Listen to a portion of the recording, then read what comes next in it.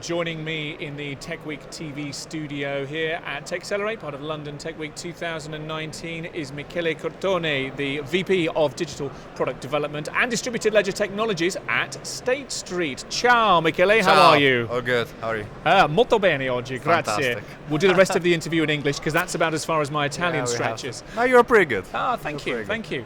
So, you are speaking here at TechXLR8 today as part of the Blockchain for Business thread on different deployment models of blockchain, whether it's private, whether it's public, whether it's hybrid, whatever that is. Tell me more about the thrust of your talk, and there's a lot of discussion about what the right deployment models are. So what's your take on that? Right, I think coming from working for a bank, I think the use case really defines what technology you're going to be using for, right? So we have private blockchain. That means that you can decide who participates in that specific network. Public blockchain, where you have a lot of unknown participants that interact with this public blockchain like Bitcoin or Ethereum in a known way. And then hybrid, which I think, we discussed briefly earlier, which I think is where private blockchain are really coming from public blockchain and therefore are interoperable within each other because they're fork of each other, right? So I think the use case really will define what type of model you're going to go for. And this is quite a 2015, 2016 conversation, but now it's coming up again because a lot of those models previously didn't really work. So people are like, okay, what are my use cases? What are my criteria? Who do I need? Do I need people to transact? Do these people know each other? Do I need them to trust me or not? And then you can select this criteria and then say, okay, I can work on a private blockchain or a public or something that works between the two. Or indeed establish if blockchain technologies are the right technology to meet your use case. That's the first question, and silly me for not saying it. First of all, do I need it? And I think these criteria, the one I mentioned, are really set in my mind to help with this. So, do I have parties that need to interact with each other? Yes. Do I need a trusted party in the middle? If the answer is yes, well, people will say use a database, but really what it means, like you have somebody that you trust that will collect the data and maintain, will not have a policeman with a gun to it, but will have secure mainframe or whatever other application to secure this data.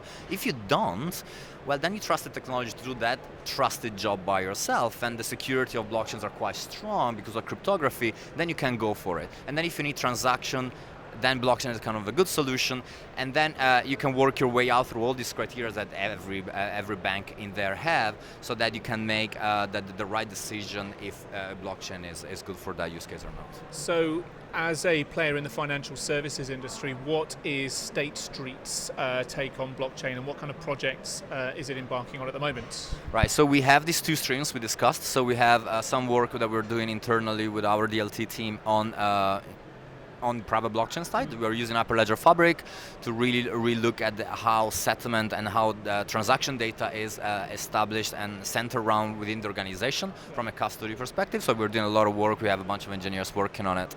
Then we're looking at what new products blockchain will enable, not only from private side, but also where the consortium of banks, what's coming out of it, what is the public blockchain space or the crypto space that will and is interacting with the banking system will bring to the table new ways of raising money. ICO word, right? Yeah. New ways of doing securities lending. Well, ICO is a bad term, but made us think. Yes. Securities lending, I can run, and we'll talk about it later, I think.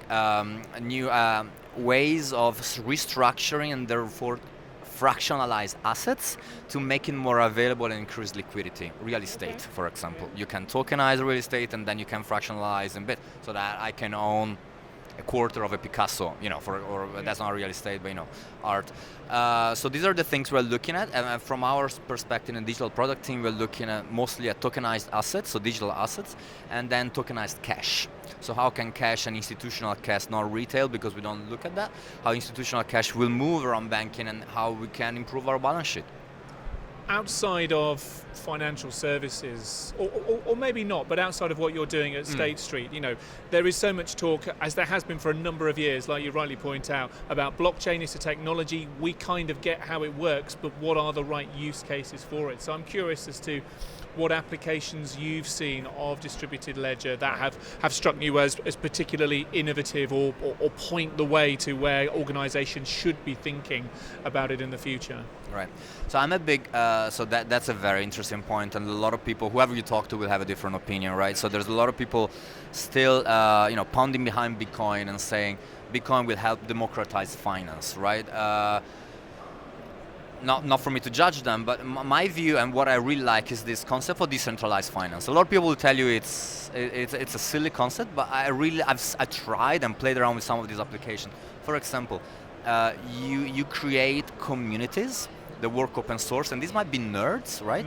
But most of the time these are people that then start moving real money and then create, for example, lending and borrowing markets with no central authority designing interest rates. No central authority. If you lose money, it's lost. Well, you're a nerd, you're gonna make sure that you make it safe, you're your own bank, but you're playing with this decentralized organization that is really fascinating.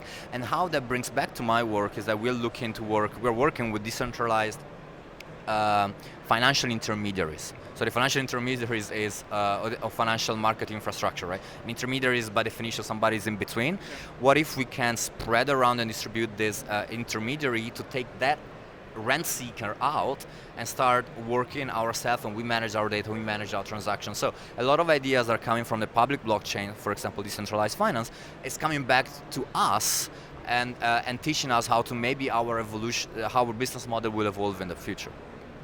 Aside from blockchain here at TechXLR8 London Tech Week, what are the other areas of technology that are particularly exciting? I mean, we've got 5G, we've got AI, we've got DevOps, lots of technologies being showcased in one melting pot. Yeah. That is TechXLR8. Huge. Anything you are hoping to see and take back to State Street with you? I think I'm going to learn a little bit more around the AI, which is a big focus of today's conference, actually, on machine learning, all the different streams and branches of what AI as a general discipline is.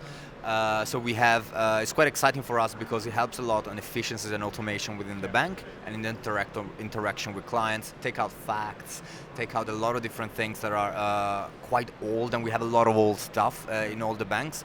So that's where AI is really coming and have an impact. So I'm hoping to learn more about it here. Brilliant. Well, thank you very much indeed for joining us here today, Michele. I wish you all the very best for the rest of the show. Cheers. Thank you. Ciao. Ciao.